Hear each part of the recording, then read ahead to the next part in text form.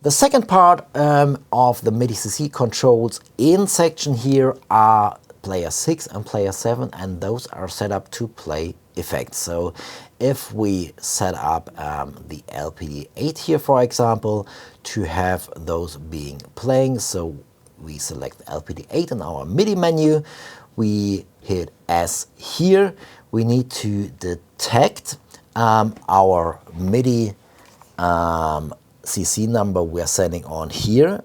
So now this is sending, and we can see this is already controlling. We don't hear any sounds because this is controlling effects which are sitting on the master track in Ableton Live.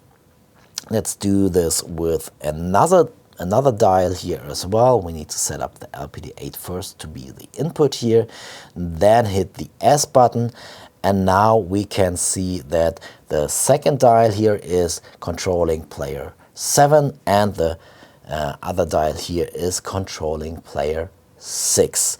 We have a minimum and maximum range, but first let's have a listen on what this is doing. So if we play the marimba preset here, you can hear that there is some low cut happening and some filtering happening here.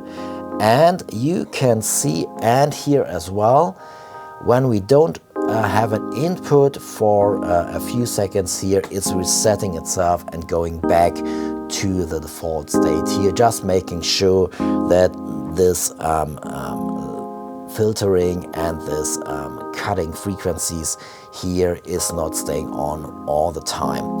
So we could set up the effect to be applied to a minimum and maximum here as well. So I set this up by default to 0 up to 60%. If you want the effect to be more intense, you can set this up to 100% if you like to.